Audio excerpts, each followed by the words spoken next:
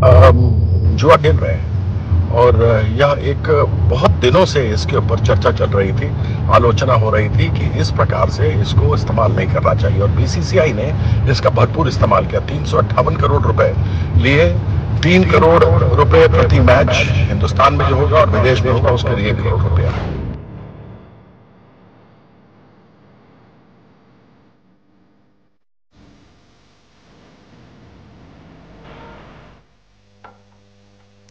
नमस्कार, news India देख रहे हैं आप और आपके साथ मैं हूं सुरभि तिवारी। बीसीसीआई स्पॉन्सरशिप और कंट्रोवर्सी। जी हां, खबर है कि फैंटेसी गेमिंग प्लेटफॉर्म ड्रीम 11 ने टीम इंडिया के टाइटल स्पॉन्सर्स के रूप में अब हटने का फैसला ले लिया है। ऑनलाइन गेमिंग कानून बनने के बाद ड्रीम 11 को तगड़ा झटका लगा है। जानकारी के मुताबिक बीसीसीआई और ड्रीम 11 ने 2023 में 3 साल के लिए 358 करोड़ की डील की थी, जिसके तहत ड्रीम 11 को भारत में होने वाले हर मैच के लिए 3 करोड़ रुपए बीसीसीआई को देने थे, जबकि विदेश में होने वाले मैच के लिए 1 करोड़ देने पड़ते थे। T20 वर्ल्ड कप 2026 तक बीसीसीआई से ड्रीम 11 का करार था, लेकिन नए कानून ने रियल मनी ऑनलाइन गेमिंग को बैन कर दिया है और इसलिए ड्रीम 11 का पत्ता कट गया है। खबर यह भी है कि टीम इंडिया एशिया कप से पहले नया स्पॉन्सर तलाश रही है और नए स्पॉन्सर्स में टाटा ग्रुप, रिलायंस, अडानी जैसी बड़ी कंपनियां बोली लगा सकती हैं। लेकिन हैरानी की बात तो यह है कि टीम इंडिया की जर्सी पर जो कंपनियां दिखी उनको बाद में भारी कीमत चुकानी पड़ी है। स्टार इंडिया हो, ओप्पो हो, बायजूस की बात क्यों ना हम कर ले, और अब बात ड्रीम 11 की हो रही है। तो ये वो चंद कंपनियां हैं जिन्होंने स्पॉन्सर तो किया बीसीसीआई को, लेकिन उसके बाद धीरे धीरे इनका भी पतन देखने को मिला। ड्रीम 11 बेहाल है इस वक्त। सहारा से ड्रीम 11 तक आखिर क्यों डूबती चली गई है स्पॉन्सर करने वाली ये कंपनियां, आज हम इसी की बात करेंगे। इस बार कौन सा नया ब्रांड रिस्क ले सकता है, इस पर भी हम चर्चा करेंगे, क्योंकि बीसीसीआई स्पॉन्सरशिप का शाप मशहूर है। कंपनी पर ऐसी मार पड़ती है कि वो दोबारा खड़ी ही नहीं हो पाती है, और इसी वजह से कुछ वो लोगोज भी है जो हम आपको इस वक्त दिखा रहे हैं जिन्होंने स्पॉन्सर किया था कभी बीसीसीआई को। देखिए, बीसीसीआई स्पॉन्सरशिप और कंट्रोवर्सी की बात करें तो ग्राफिक्स के जरिए ये डिटेल समझिए कि कैसे 2001 से लेकर 2013 तक सहारा स्पॉन्सर हुआ करता था, लेकिन 3 करोड़ निवेशकों से 24,000 करोड़ जुटाने के बाद सेबी का एक्शन हुआ। 2014 में सुब्रत राय की गिरफ्तारी हुई, सहारा खत्म हो गया। 2014 से 2017 तक स्टार इंडिया स्पॉन्सर रहा था, लेकिन वॉल्ट डिज्नी के स्टार को मार्केट में दबदबे के दुरुपयोग के लिए जांच का सामना करना पड़ा। बाद में हॉटस्टार को जियो के साथ विलय करना पड़ा। 2017 से 2020 तक ओप्पो स्पॉन्सर्स था। कम रिटर्न के कारण समय से पहले ही करार खत्म हो गया। अब चीन से मतभेदों के कारण ओप्पो पर मुसीबत के बादल छा गए। 2020 से 2022 तक बायजूस स्पॉन्सर रहा, जो ऑनलाइन बच्चों को पढ़ाने का काम करती थी, लेकिन दिवालियापन हो गया, और दिवालियापन वाली याचिका और वित्तीय गड़बड़ियों के कारण ही बायजूस जल्द डूबने की कगार पर आ गया। अब 2023 से अब तक ड्रीम 11 स्पॉन्सर था, लेकिन promotion and regulations of online gaming कानून के बाद खबर यह है कि ड्रीम 11 से करार टूट गया है। 9 सितंबर से शुरू हो रहे एशिया कप में भारतीय टीम की जर्सी पर किसकी ब्रांडिंग होगी, ये देखना होगा।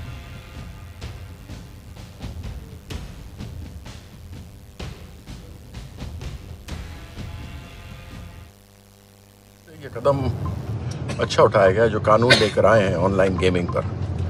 नाम बदल दिया था, गैम्बलिंग को गेमिंग कर दिया था, क्योंकि आप कभी भी इनका इश्तेहार देखें तो उसके ऊपर होता था कि इसके आदत लगने का डर है या फिर इस पे आर्थिक जोखिम हो सकता है। आर्थिक जोखिम होना मतलब कि आप जुआ खेल रहे हैं, और यह एक बहुत दिनों से इसके ऊपर चर्चा चल रही थी, आलोचना हो रही थी कि इस प्रकार से इसको इस्तेमाल नहीं करना चाहिए, और बीसीसीआई ने इसका भरपूर इस्तेमाल किया। 358 करोड़ रुपए लिए, 3 करोड़ रुपए प्रति मैच हिंदुस्तान में जो होगा और विदेश में होगा उसके लिए 1 करोड़ रुपया। आप सोचिए इस 2 सालों के अंदर कैसी लत लगी होगी बच्चों को। और हमने अखबारों में आए दिन हर रोज़ हमें यही सुनाई देता था कि आज किसी ने सुसाइड कर लिया, किसी बाप ने सुसाइड किया, उसके घर में उसकी बीवी और एक छोटी बच्ची है। इस प्रकार से लोगों ने चोरियां की, डकैतियां की, लोगों ने मर्डर भी किए। बहुत लोगों के ऊपर, जिनके ऊपर उधार चढ़ते चले गए, उन लोगों के ऊपर बहुत बड़ी आफत सी आ गई। तो ये कदम लिया गया, देर से लिया गया लेकिन उचित लिया गया। और इसके लिए तो बीसीसीआई को भी सोचना चाहिए था कि क्या यह उचित है इस प्रकार से होना। उनको पहले सोचना चाहिए था। इससे पहले उन्हें बाइजू को भी लिया था, जिसके ऊपर सरकार ने बहुत बड़ा अटैक किया। और उसके बाद हमारे सहारा थी, सहारा के ऊपर भी इस प्रकार का अटैक हुआ। तो इन सभी चीज़ों को देखा जाए तो ये कहा जा सकता है कि कदम तो अच्छा है लेकिन देर से लिया गया है। किसी भी खेल संगठन को अपने स्पॉन्सर्स बहुत सोच समझ करके उनका चयन करना चाहिए। उनकी वित्तीय हालत यानी फाइनेंशियल हेल्थ, उनकी जनता में आम ख्याति यानी जनरल रेपुटेशन, और ऐसे ही स्पॉन्सर्स को चयन करना चाहिए जिनकी आम ख्याति उच्च कोटि की हो।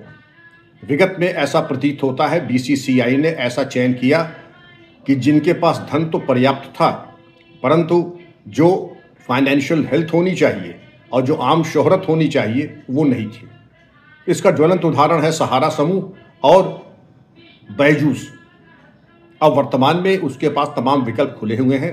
केवल धन की तरफ ध्यान न दें, करोड़ों लोग विश्व भर में ये देख रहे हैं कि आपके स्पॉन्सर्स कौन है, प्रायोजक कौन है, और जैसा होगा प्रायोजक वैसी ही होगी आपकी भी आम ख्याति।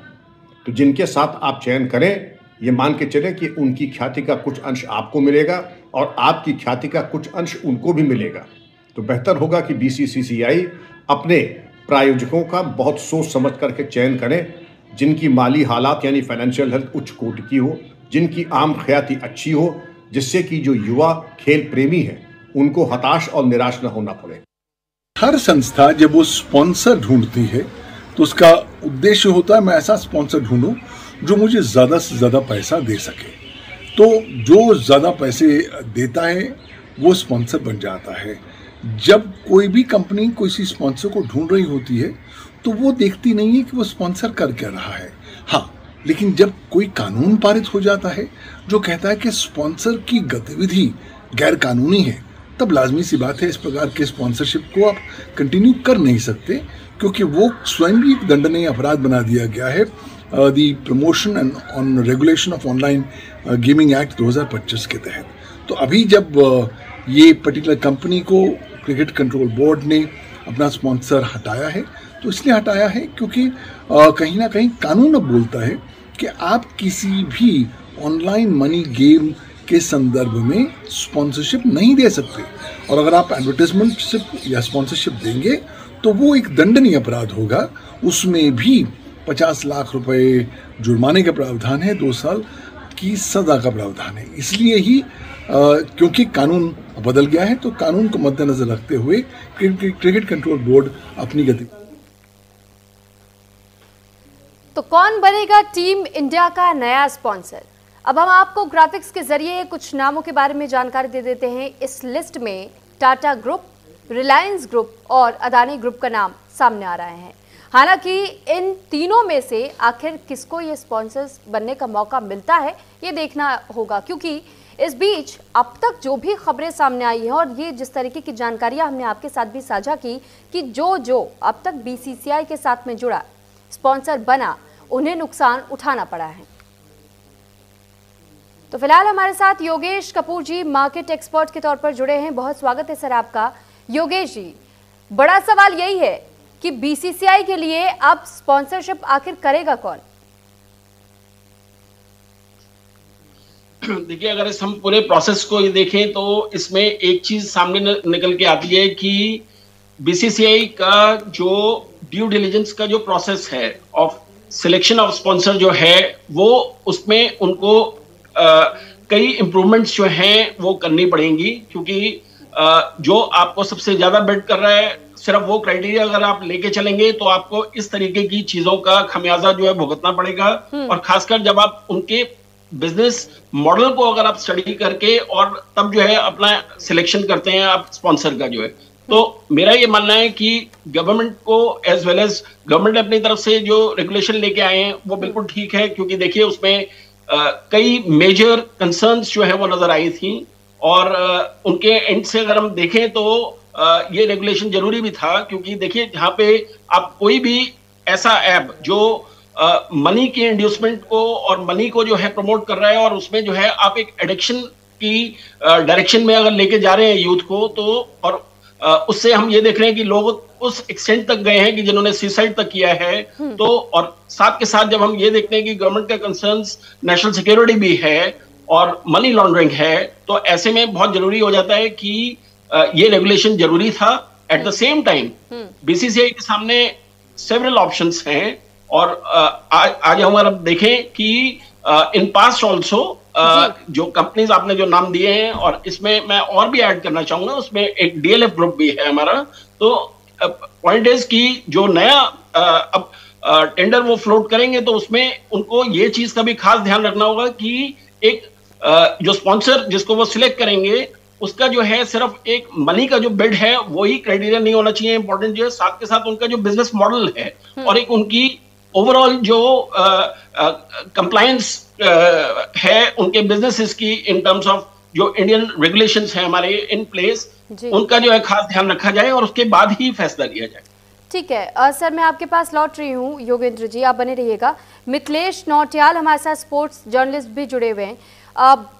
मिथिलेश जी, सवाल जिस तरीके से हम भी यही समझना चाह रहे हैं और ये सवाल बना हुआ है कि अब तक जो बीसीसीआई के साथ में स्पॉन्सर्स के तौर पर जुड़ा, उनके लिए भारी खामियाजा उन्हें उठाना पड़ा है, नुकसान उन्हें झेलना पड़ा है। लेकिन अब 3 बड़े ऐसे ग्रुप्स हैं जिनका नाम सामने आ रहा है, चाहे हम अदानी ग्रुप की बात करें, टाटा ग्रुप की बात करें या रिलायंस ग्रुप की बात करें। बिडिंग जब होगी, ये तीनों ग्रुप्स के अलावा क्या कोई और चौथा नाम भी हम देख पाएंगे, या इन तीनों में से किसी एक को स्पॉन्सर्स करने का मौका मिलता है? किस सोच समझ की रणनीति के साथ इन तीनों ग्रुप की ओर से आगे बढ़ा जाएगा? कैसे इस पूरी तस्वीर को हम समझे?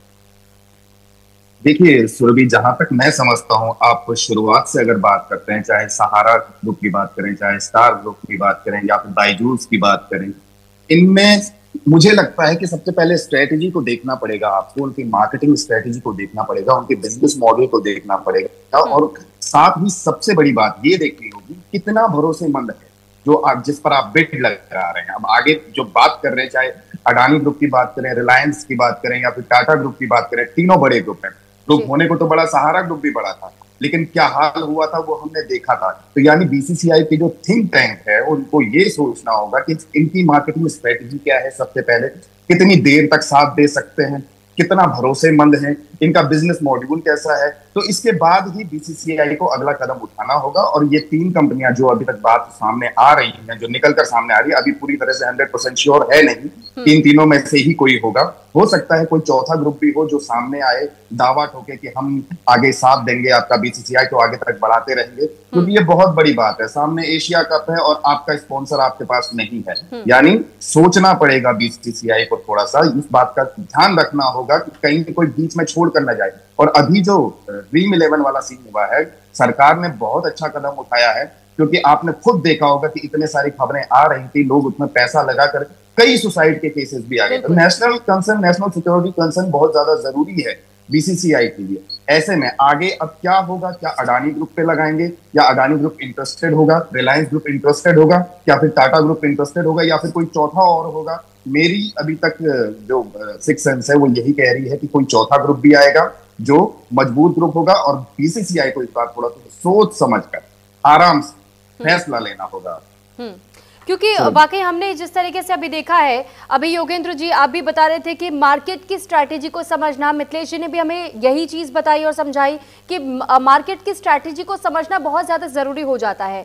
अभी हम ड्रीम 11 का जिक्र कर रहे थे, बड़ा ग्रुप है, बड़ी कंपनी है, लेकिन जिस तरीके से पहले से ही एक इमेज इसकी थी कि सट्टे के तहत में ही इसे जोड़ा जाता था, लोग ऑनलाइन बेटिंग करते थे। लेकिन जब ये चीज़ें बीसीसीआई को पहले से पता था कि लोगों के लिए आर्थिक तौर पर नुकसान हो सकता है, उनकी जेब पर जोखिम पड़ सकता है, और इस पर कभी ना कभी तो कोई ना कोई एक्शन तो होगा जब इतने सारे मामले आ रहे हैं, बावजूद इसके इतने लंबे समय तक के लिए कॉन्ट्रैक्ट को जारी रखना, अब एशिया कप से पहले अचानक से उनके पास कोई स्पॉन्सर नहीं, तो ये पहले से तैयारियों में कमी तो बीसीसीआई की ओर से खुद ही की गई।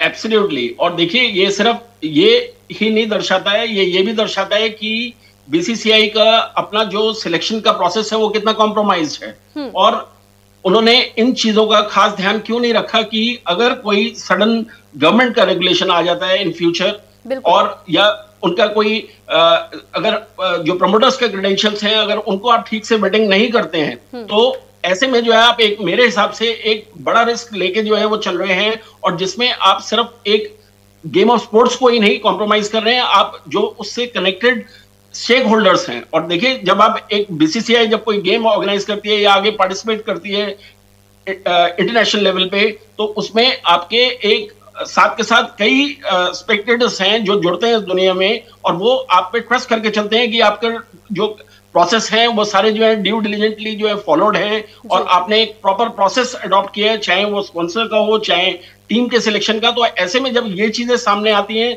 तो ये आपकी छवि को ही सिर्फ खराब करती है। बिल्कुल ठीक है मिथिलेश जी, एक सवाल ये भी बनता है कि बीसीसीआई भी इस बात को बखूबी जानता और समझता है कि जब क्रिकेट की बात आती है तो क्रिकेट भारत में खासतौर पर इमोशन से लोगों के जुड़ जाता है। युवा वर्ग खासतौर पर इससे बहुत ज्यादा अपने आप को जोड़ता हुआ महसूस करता है। क्रिकेट के बहुत ज्यादा प्रेमी हैं भारत में। युवा वर्ग एकमात्र वो वर्ग है जो कि सबसे ज्यादा क्रिकेट, चाहे किसी भी देश के साथ हम क्यों ना खेलने के लिए मैच पर पिच पे उतरे, लेकिन इस बीच युवा वर्गों की वजह से वॉच आवर्स भी बढ़ते हैं, वॉच टाइमिंग में, वॉच व्यूवरशिप में। हमेशा से इंडिया का जब भी क्रिकेट किसी के साथ होता है तो सबसे ज्यादा व्यूवरशिप बटोरता है। लेकिन इतना सब कुछ जानने समझने के बाद भी युवाओं की जान को जानबूझ करके जोखिम में डालना, उनके जेब पर जानबूझ करके खतरा पैदा करना, उस मानसिकता को डेवलप करना कि उन्हें सट्टे की आदत लग जाए, तो ये बीसीसीआई में भी कहीं ना कहीं उस थॉट प्रोसेस की कमी रही है। बिल्कुल सुरभि, ये तो मानना ही पड़ेगा। अब आप देखिए ना, दुनिया का सबसे महंगा और सबसे बड़ा क्रिकेट बोर्ड है, सबसे अमीर क्रिकेट बोर्ड है बीसीसीआई। आप जो भी फैसला लेते हैं, आप अपने खिलाड़ी की टी शर्ट पर तिरंगे के अलावा और किसका नाम लिखवा रहे हैं, चाहे वो ओप्पो हो, चाहे सहारा हो, चाहे स्टार हो, चाहे फिर बायजूस हो, चाहे फिर ड्रीम 11, आप लिखवा किसका नाम रहे हैं अपनी टी शर्ट में आगे, जो कि हर समय स्क्रीन पर वो नाम सामने रहता है। युवा वर्ग उस नाम को लगातार देख रहे हैं और उस पर भरोसा कर रहे हैं। इतना ज्यादा प्रेम करते हैं क्रिकेट से आज के युवा, खास तौर पर भारत में। मैं तो कह रहा हूं ना, भारत में क्रिकेट को बार बार कहा जाता है धर्म की तरह माना जाता है, और उस धर्म को जो आगे बढ़ा रहे हैं, वो 11 खिलाड़ी आपके मैदान में है, और उन खिलाड़ियों के आगे सीने पे, छाती पे जो लिखा हुआ है, टी शर्ट पे जो लिखा हुआ है नाम, जिस कंपनी का लिखा हुआ है, जाहिर सी बात है करोड़ों युवाओं को उस पर भरोसा होगा। अब आप ड्रीम 11 ही देख लीजिए, इतना ज्यादा वायरल हुआ पूरे इंडिया में, इतना ज्यादा ऐप डाउनलोड हुई, इतना ज्यादा पैसा लगा उस पर, जिससे बाद में खबरें बहुत खतरनाक आने लग गई थी, सुसाइड तक की खबरें सामने आने लगी। तो आपको सोचना होगा, आपके थिंक टैंक को यह सोचना होगा कि आप नाम किसका रख रहे हैं। इतने सारे युवा आपको देखेंगे, इतने सारे युवा उस नाम पर भरोसा करेंगे। तो इसके लिए ये मैं जरूर कहूंगा कि हाँ, जिस तरह से ये नाम लगातार जो जिन कंपनीज के नाम पर बिडिंग की है बीसीसीआई ने, उन पर जिस तरह से भरोसा जताया है, तो बीच में कहीं ना कहीं कोई ऐसा लूप होल है जो फाइनल नहीं होने दे रहा था नाम, और जब फाइनल होते हैं नाम तो इस तरह के विवाद सामने आ जाते हैं। तो अब जो सामने आएगा वो कौन होगा, क्या होगा, इसके लिए बीसीसीआई को बहुत दिमाग से सोचना होगा कि किस पर भरोसा किया जाए, जो आगे आने वाले कई सालों तक उनका साथ बना रहे, और जो करोड़ों दर्शक हैं उनका भरोसा भी उन पर बना रहे। ये सबसे ज्यादा जरूरी है। बिल्कुल, क्योंकि हम वाकई योगेंद्र जी देखिए, जब हम किसी भी स्पॉन्सर्स का नाम लेते हैं, किसी भी, चाहे वो मैथ से जुड़ा हुआ हम कह लें, या फिर किसी भी, अगर हम कंपनी की ओर से भी कोई भी इवेंट्स भी ऑर्गेनाइज करवाते हैं, कोई स्पॉन्सर जुड़े हुए होते हैं, तो पहले कोई भी दर्शक ये देखता है, तय करता है कि स्पॉन्सर्स कौन कौन हैं, क्या अच्छे स्तर पर वो इवेंट ऑर्गेनाइज किया जा रहा है। और जब बात बीसीसीआई की आ जाती है, क्रिकेट की आ जाती है, युवा वर्ग जुड़ जाता है, देश के अलग अलग देशों के प्लेयर्स इसमें जुड़े हुए हैं, अलग अलग देशों के लोग इसको देख रहे हैं, तो उससे भी बहुत ज़्यादा इम्पैक्ट बनता है। और इसी वजह से हम जिक्र कर रहे हैं कि आखिर बीसीसीआई का वो थॉट प्रोसेस काम क्यों नहीं कर रहे, वो थिंक टैंक किस अच्छे से प्रोसेस कर क्यों नहीं पा रहा है कि 6 बार में अब तक ये बदलाव हम देख चुके हैं, और अब ये बदलाव 7वीं बार होने जा रहा है। आखिर टीम इंडिया किसी एक स्पॉन्सर्स पर भरोसा करके क्यों आगे नहीं चल सकती है। एक सवाल ये भी जहन में आता है कि आप बीसीसीआई को जब देखते हैं कि सबसे बड़ा बीसीसीआई को माना जाता है क्रिकेट के फील्ड में, और उसके अलावा सबसे अमीर भी कहा जाता है, लेकिन जब स्पॉन्सर फाइनल करने की बात आ जाती है तो सिर्फ आपके मन में लालच नजर आता है, सिर्फ पैसा बनाने के लिए आप जोर देते हैं, आप ये भूल जाते हैं कि देश पहले है। एब्सोल्युटली, अगर आप ये लास्ट 10 इयर्स का ट्रैक रिकॉर्ड देखें तो जो आपने बातें कही हैं ये सारी जाहिर तौर पे सामने नजर होके आई हैं। और मेरा ये मानना है कि गोइंग फॉरवर्ड जो है बीसीसीआई को इस तरीके से गाइडलाइंस अपनी रखनी पड़ेंगी कि जिसमें उनको अपने उनकी रिस्क असेसमेंट टीम है उस तक को जो है प्रोफेशनलाइज करना पड़ेगा और उसके अंदर प्रोफेशनल एक्सपर्ट्स की हेल्प लेनी पड़ेगी। और उसमें हम जानते हैं कि चाहे बिजनेस एक्सपर्ट्स हो, चाहे चार्टर्ड अकाउंटेंट्स हैं, इन लोगों की एक प्रोफेशनल हेल्प अगर आप लेंगे तो आप कोई भी जो आपके स्पॉन्सर आप जिनको बनाने जा रहे हैं आगे, वो आपके लिए एक उनका बिजनेस का जो रिस्क असेसमेंट है वो आपको प्रायरली करके देंगे कि ये इनका जो नेचर ऑफ बिजनेस है, क्या ये एक फंडामेंटली स्ट्रॉन्ग मॉडल है या नहीं, और क्या ये किन किन चीजों से इनका बिजनेस जो है अफेक्ट हो सकता है गोइंग फॉरवर्ड, जो है जो उनकी कॉन्ट्रैक्ट टर्म रहेगी। तो इन चीजों का एक प्रायरली असेसमेंट होना बहुत जरूरी है और उसके बाद ही सिलेक्शन होना चाहिए।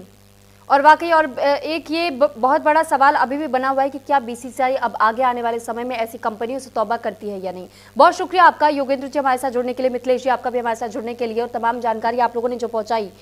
और जिस तरीके से इस वक्त आप देख रहे हैं कि बीसीसीआई के स्पॉन्सर्स को लेकर के एक मुहर से जैसे लग गई हो कि जिन जिन लोगों ने अपना पैसा लगाया है अब तक वो कंपनियां डूबती हुई दिखाई दी हैं। तो अब इसमें कौन स्पॉन्सर बनकर के सामने आता है, ये भी एक अहम और